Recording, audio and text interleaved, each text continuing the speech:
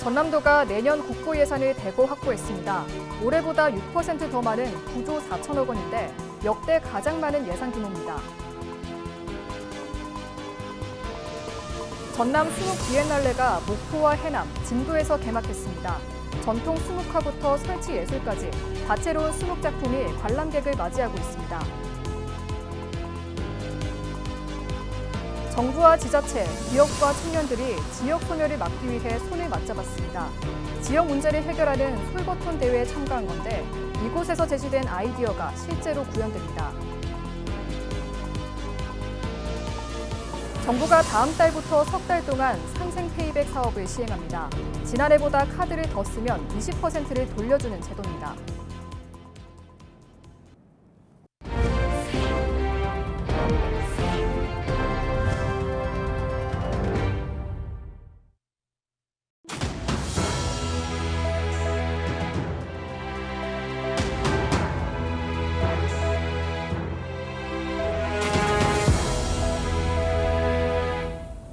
시청자 여러분 안녕하십니까? 헬로티비 뉴스입니다. 전남도가 내년 정부 예산에 사상 최대인 9조 4천억 원을 확보했습니다. 특히 신재생 에너지 관련 사업비가 대거 확보된 가운데 재생에너지 수도 조성 사업에 속도가 붙을 전망입니다. 보도에 서경 기자입니다. 내년 정부 예산에 반영된 전남도 국비는 9조 4,183억 원. 세수 부족과 경기 둔화 속에서도 역대 가장 큰 예산이 반영됐습니다. 신재생 에너지 분야 사업에 가장 많은 예산이 확보됐고 신사업 49개가 포함되는 성과가 나타났습니다. 우리 전라남도가 다시 한번 새로운 역사를 썼습니다. 내년도 정부 예산안에 사상 최대 규모인 9조 4,188억 원의 국비를 확보했습니다. 이는 지난해보다 5,260억 원, 6% 증가한 성과입니다. 이제 전남은 국비 9조 원 시대를 넘어서서 10조 원 시대를 향해서 당당히 나아가고 있으며 주요 사업을 차질 없이 추진할 수 있게 되었습니다.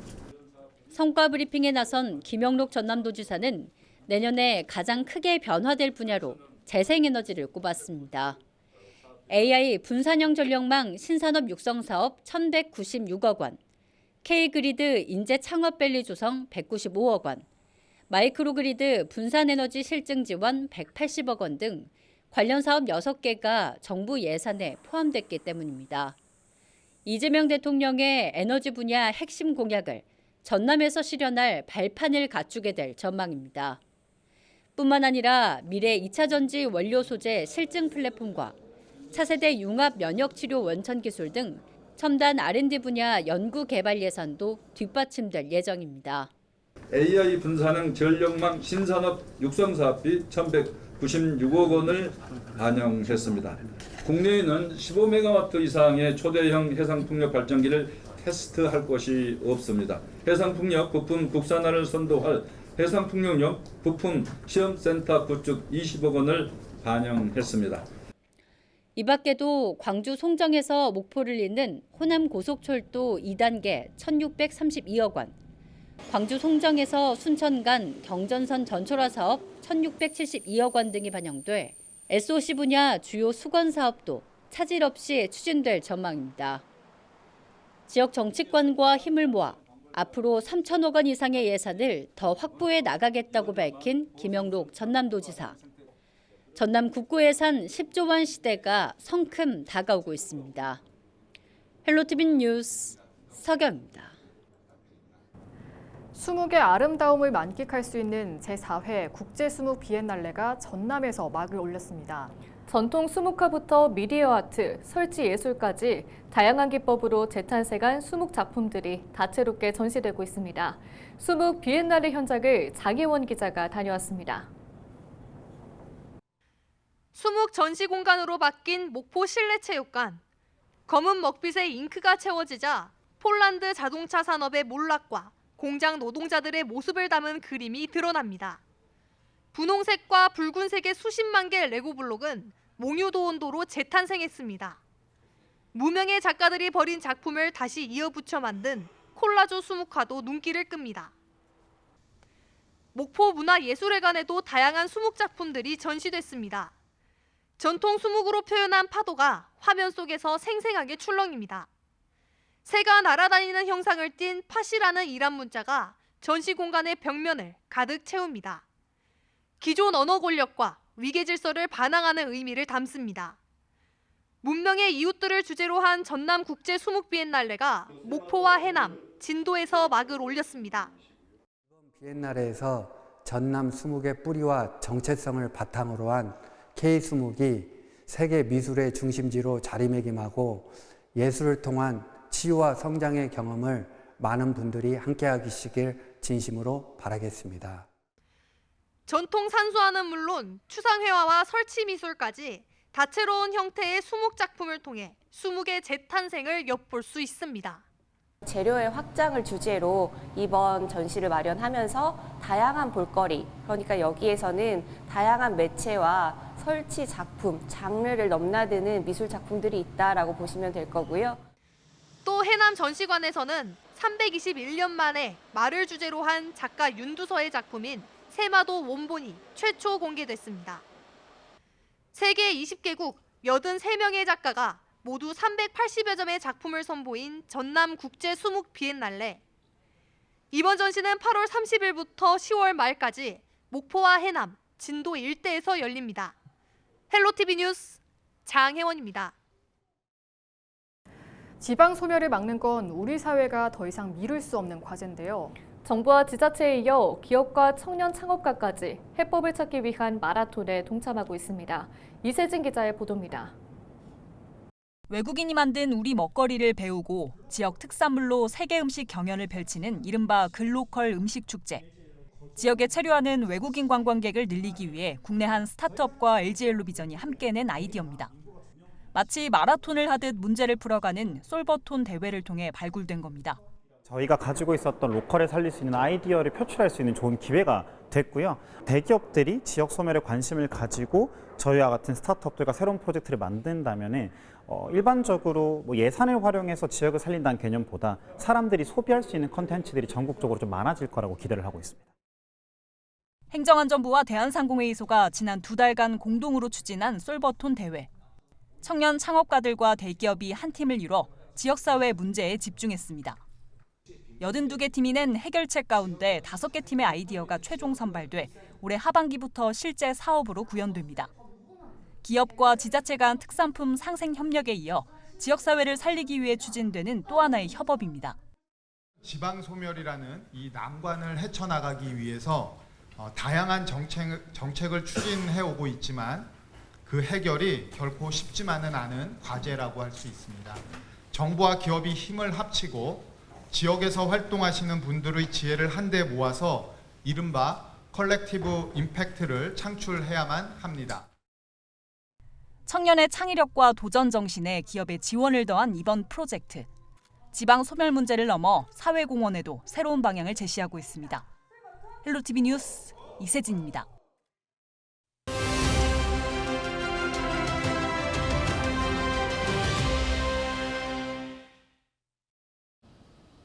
정부가 9월부터 석 달 동안 상생 페이백 사업을 시행합니다. 지난해와 비교해 카드를 더 쓰면 더 쓴 만큼의 20%를 돌려주는 제도인데요. 어느 때 환급받을 수 있을지 조금 더 자세히 살펴볼까요? 지난해 카드 사용액이 월 평균 50만 원이었던 사람이 올해 9월에 60만 원을 썼다고 가정해 보겠습니다. 지난해보다 10만 원을 더 쓴 건데요. 이때 이 10만 원의 20%인 2만 원을 돌려받을 수 있습니다. 같은 계산으로 10월에 70만 원을 썼다면요. 4만 원을 돌려받게 되겠네요. 이렇게 한 달 10만 원 한도 내에서 석 달간, 그러니까 최대 30만 원까지 환급이 가능합니다. 신청은 어떻게 할까요? 상생 페이백 홈페이지에 들어가서 본인 인증을 하면 자동으로 금액이 산정됩니다. 이 방법이 어렵다면 전통시장이나 소상공인 지원센터, 가까운 은행을 찾아도 도움을 받을 수 있습니다. 환급액은 신청한 다음 달 15일마다 지급되는데요. 물론 현금으로 돌려받는 건 아닙니다. 디지털 온누리 상품권으로 받게 되고 13만 개 가맹점에서 5년간 쓸 수 있습니다. 여기서 주의할 점이 하나 있는데요. 카드 소비 실적을 계산할 때 백화점이나 대형마트, 프랜차이즈에서 사용한 내역은 제외됩니다. 명품이나 차량 구입도 인정되지 않죠. 소상공인의 매출을 돕겠다는 취지 때문인데요. 이 밖에 온라인 결제의 경우에는 카드사에서 판매자 정보를 확인할 수 없어 포함되지 않습니다. 키오스크 결제도 마찬가지입니다. 이런 이유 때문에 소비자가 생각하는 카드 사용액과 환급액에 차이가 있을 수 있습니다. 상생 페이백을 받으려면 먼저 소비 실적으로 인정되는 점포에서 지출을 늘려야겠고요. 또 현금 대신 카드를 써야 합니다. 지금까지 헬로브리핑이었습니다.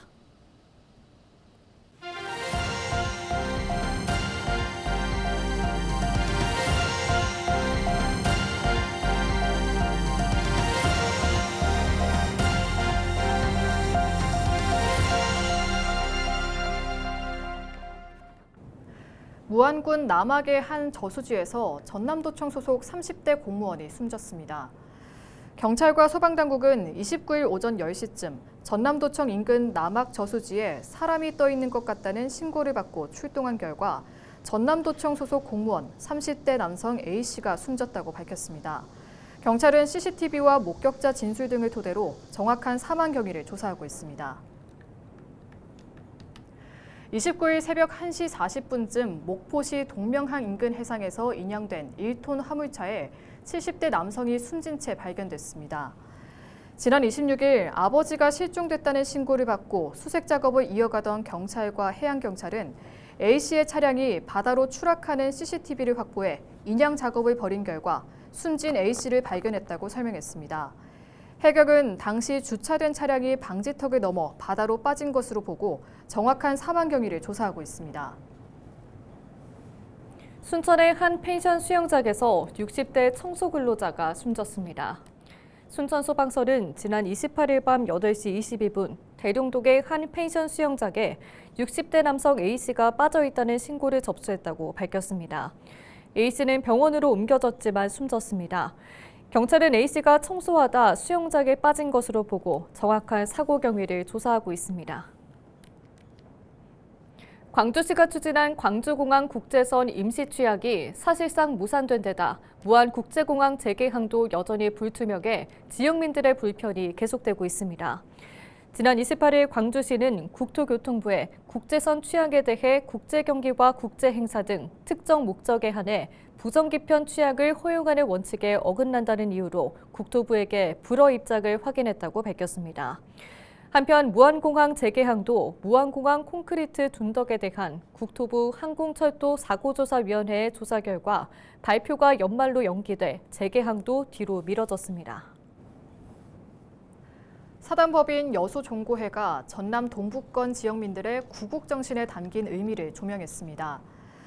29일 여수 진남문예회관에서 열린 전라좌 수영 겸 최초 3도 수군 통제형 수군 활약상 재조명을 위한 학술대회는 여수종고회가 주최한 행사로 전남도와 여수시, 교육당국의 관계자 등이 참석해 최초 3도 수군 통제형에 대한 비판적 고찰과 임지왜란 초기 흥양수군의 역할 분석 등을 이어갔습니다. 여수종고회는 이번 행사가 여수가 전라좌 수영 겸 최초 3도 수군 통제형이라는 역사적 사실을 널리 알리는 계기가 될 것으로 기대했습니다. 전남도가 오는 9월 13일부터 사흘 동안 해남과 진도, 울둘목 일원에서 열리는 2025 명량대천축제 준비 상황을 점검했습니다. 전남도는 28일 추진 상황 보고회를 열고 도민 참여 출정 퍼레이드와 세부 프로그램 운영 진행 상황을 파악하고 무더위 방지 쉼터 등 관람객 편의시설 확충 방안에 대해 논의했습니다. 전남도는 충무공 이순신의 호국 정신을 기리고 지역 문화축제의 경쟁력을 높이기 위해 남은 기간 안전관리 등에 집중할 방침입니다. 한편 올해로 17번째 열리는 행사에서는 명량대첩 과정을 ICT 기술로 재현한 주제 공연과 해군 병영 체험, 장군복 체험 등 다양한 프로그램을 즐길 수 있습니다.